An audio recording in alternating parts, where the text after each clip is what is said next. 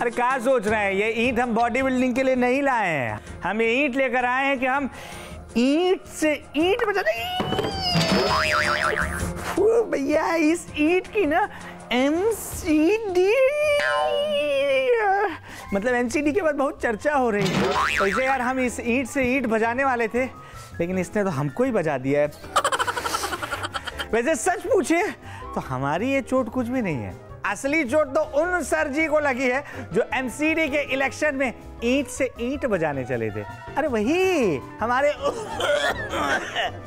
हाँ यही वाले सर जी। वो क्या बोल रहे थे उसने? अब अगर परसों हम हार जाते हैं, अगर परसों ये नतीजे आते हैं जो कल रात को हुए हैं, तो ईंट से ईंट बजा देंगे। लेकिन भैया एमसीडी के नतीजे आए तब पता चला कि खुद सर जी की पार्टी की ईंट से ईंट बज गई है।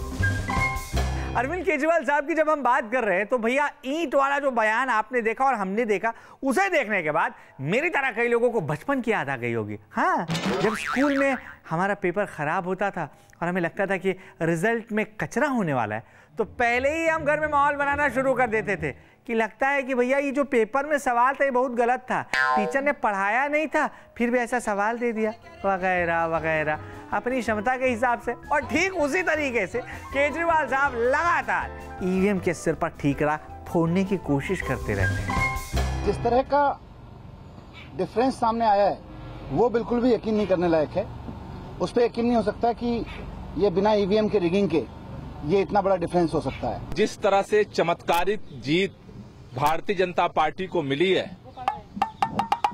वो ईवीएम लहर से ही संभव है। तो भाइयों और उनकी प्यारी प्यारी बहनों, सोनम गुप्ता बेवफा है कि अपार सफलता के बाद केजरीवाल प्रेजेंट्स ईवीएम बेवफा है।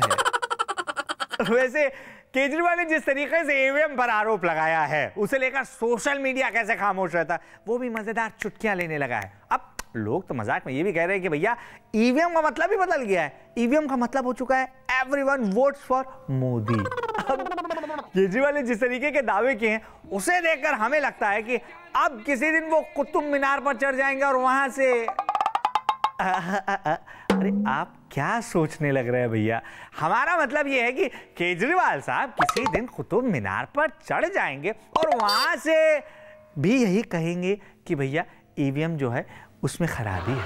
ईवीएम के अंदर प्रोग्रामिंग ऐसी की गई है कि कोई भी बटन दबाओ बीजेपी को वोट जा रहा है। तो ईवीएम के साथ छेड़खानी की गई है, ईवीएम गड़बड़ नहीं है।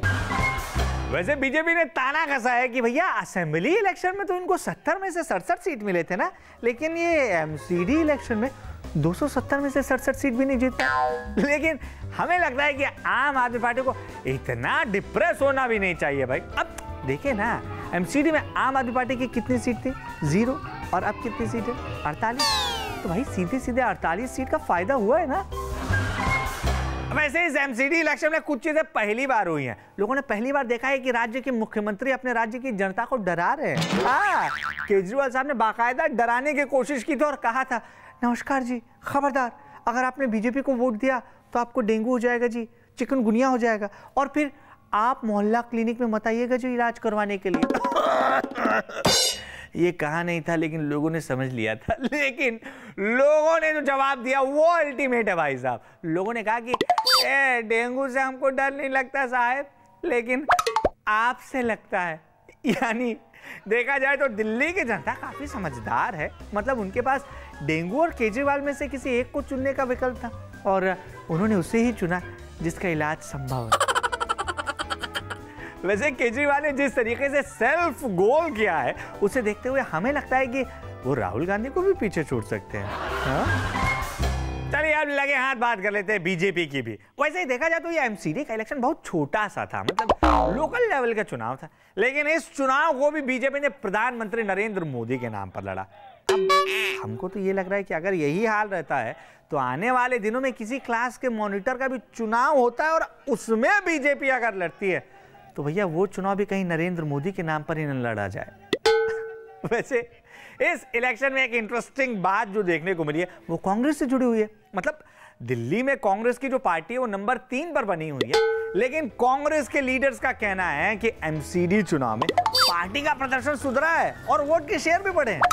बताइए भला, अब ये बात सही है, लेकिन इसका क्रेडिट किसी को मिलना चाहिए तो वो है हमारे राहुल बाबा।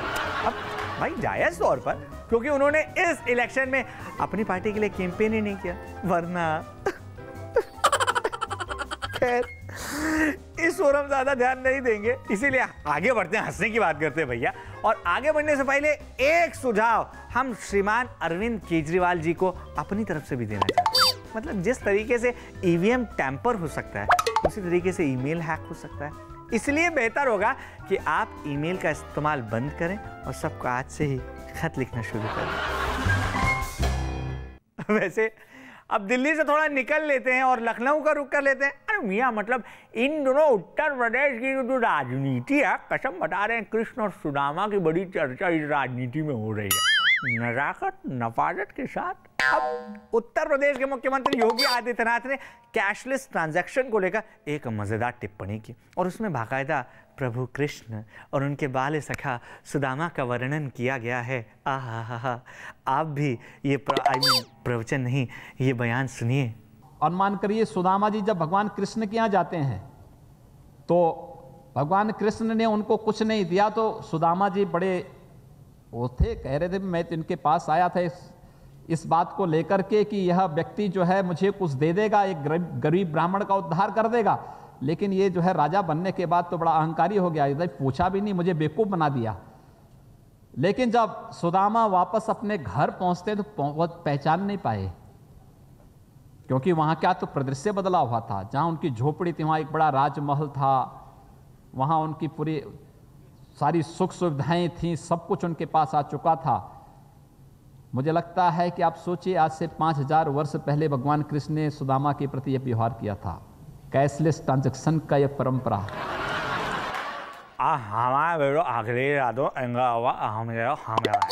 हमारे मतलब पूर्व मुख्यमंत्री अभी के मुख्यमंत्री का जवाब देने के लिए सामने आए और उन पर तंज कसने में उन्होंने बिल्कुल भी वक्त नहीं लिया। और अब तो कृष्ण और सुदामा वाली बात भी हो गई। कैशलेस लेनदेन, अगर उस समय इंटरनेट रहा होगा, कोई माध्यम रहा होगा डिजिटल ट्रांसफर के लिए, हम भी चाहते हैं कि कृष्ण भगवान का ईमेल एड्रेस हमें भी मिल जाए। मानना पड़ेगा अखिलेश भैया को कि भैया चाहे पापा को जवाब देना हो या अभी के मुख्यमंत्री को, वक्त नहीं लेते भैया। लेकिन एक चीज है कि ये जो ट्रांजैक्शन कैशलेस हो या नकदी हो, हमारे पॉलिटिशियन सियासत का कोई मौका नहीं चूकते हैं। और आज से खबरों के उल्टा चश्मा में आपके साथ होंगे एक नए मेहमान। भाई साहब हैं बहुत सीधे, लेकिन जो भी काम करते हैं वो अपने आप उल्टा हो जाता है। अब इसमें इनकी क्या गलती, इनका नाम भी कुछ ऐसा है ना, इनका नाम है सरदार उल्टा सिंह। तो तालियों के साथ स्वागत करिए हमारे नए मेहमान का।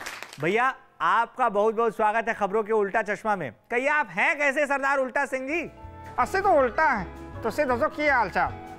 ओह सॉरी, मैं तो भूल ही गया था कि आपको तो नाम ही उल्टा सिंह है, यानी सरदार उल्टा सिंह, उल्टे ही नहीं। हो जी यार, थैंक यू जी, थैंक यू। और हम तो बचपन से ही ऐसे होंगे जी। अस्से जब पैदा हुए तब साडी नर्स ने कहता कि भाई साहब आपके घर उल्टा हुआ है, और तब से साडा नाम उल्टा सिंह पड़ गया जी।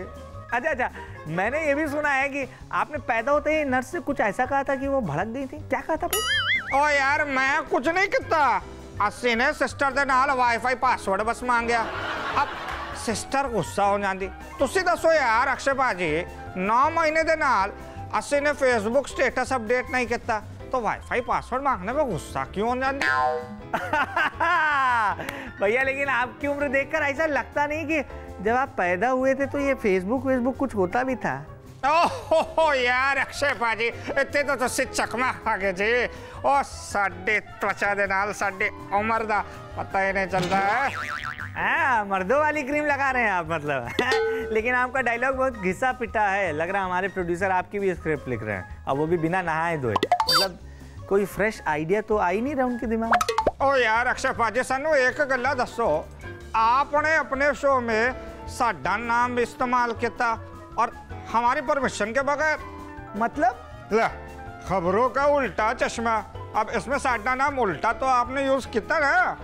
उल्टा बाजी क्या कह रहे हो यार तुझे? मतलब अगर नाम के हिसाब से देखा जाए तो ये कश्मीरी पुलाव सिर्फ कश्मीरी लोग खाएंगे, डोडा बर्फी सिर्फ डोडा में रहने वाले लोग खा सकते हैं, क्योंकि नाम में डोडा है, कश्मीर है।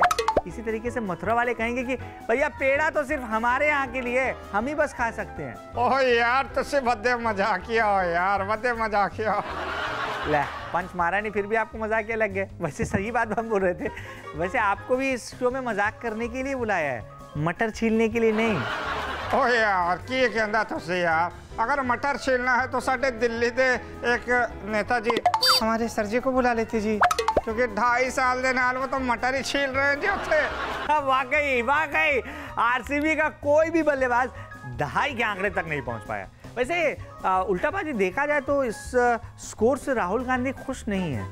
अक्षय बाजी वो क्यों सानू समझ नहीं आता, क्योंकि कोहली की टीम का लोवेस्ट स्कोर 49 है और हमारे राहुल बाबा की टीम का हाईएस्ट स्कोर 44 है ना। मतलब लोकसभा में जितने सांसद आए हैं। ओह यार अक्षय बाजी साडी गल्ला मानो तो जितनी देर में विजय माल्या नु जमानत मिल गई जी, उतनी देर आरसीबी के ये बल्लेबाज क्रीज पर टिके होंगे। मानना पड़ेगा उल्टा सिंह जी, मतलब एक पंच तो आपने भी ठीक ठाक मार ही लिया और इसके लिए आपकी जितनी तारीफ की जाए वो कम है। ओ यार तुम झूठ बोलते हो, आज तक साडी तारीफ किसी ने नहीं की है। अरे पाजी आप समझते नहीं है, इस प्रोग्राम में जब हमें किसी की टांग खींचनी होती है हम उसकी ऐसी तारीफ करने लगते हैं। हाँ जी फिर ठीक है जी, बेइज्जती आप बाजार के भाव में कर लो लेकिन तारीफ नहीं करना। कमाल है, बेइज्जती से डर नहीं लगता साहिब, तारीफ से लगता है। ओ गुरु छा गए यार तुसी। और अब हम जनाब बात करने वाले हैं एक ऐसे अभियान की जिसकी धूम पूरे हिंदुस्तान में मची हुई है, यानी ये स्वच्छता अभियान। भाई कोई कहता है कि देश से कांग्रेस को ही साफ कर दो, तो कोई कहता है कि उत्तर प्रदेश से रोमियो को साफ करो, और कोई तो ये कहता है कि भैया इलेक्शन से ईवीएम को ही साफ कर दीजिए। लेकिन किसी ने तो अखिलेश यादव को उत्तर प्रदेश की सत्ता से ही साफ कर दिया, घमंड कभी नहीं किया। हालांकि इस बीच एक ऐसी मम्मी भी है जो स्वच्छता मिशन को लेकर काफी सीरियस नजर आ रही है और उनकी तस्वीर आजकल नैनीताल की सड़कों पर खूब देखने को मिल रही है। भाई दो भाई के बीच दरअसल एक दीवार खींची हुई है और माँ ने कह दिया कि वो उसी घर में जाएंगी जिस घर में शौचालय हो। भैया हमको ये बात समझ में नहीं आ रही है कि जिसके पास गाड़ी है, बंगला है, बैंक बैलेंस है, फिर उसके घर शौचालय कैसे नहीं होगा भाई? हाँ क्या कहते हैं आप? वैसे आप ज्यादा कुछ कहिए मत, एक और पोस्टर देख लीजिए। इसमें आपको श्रीमान महामहिम गब्बर सिंह जी रामगढ़ को जय और वीरू के हवाले कर स्वच्छता अभियान में जुटे नजर आएंगे।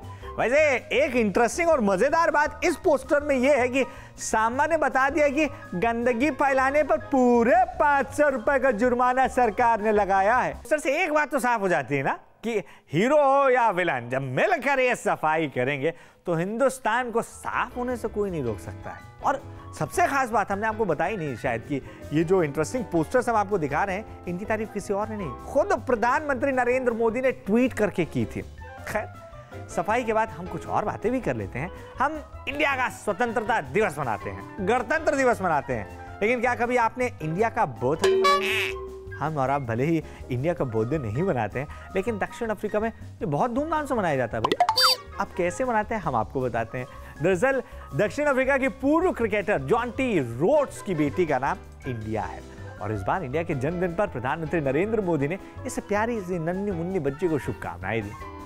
और अब खबरों के उल्टा चश्मा में उस सेगमेंट का वक्त हो चुका है जिसका इंतजार मां कसम देश के बच्चे बच्चे को होता है। जी हाँ, हमारे जैसे लोग अपने बच्चों के लिए क्या कुछ नहीं कर गुजरते, लेकिन अब जो प्यारे प्यारे बच्चे हम आपको दिखाने जा रहे हैं ये मजेदार कारनामे कर जाते हैं और किसी को पता भी नहीं चलता है। सबसे पहले इस मासूम को आप देख लीजिए जिसे इस कदर नींद आ रही है कि खाते खाते ही जबकि लेने में मशगूल है।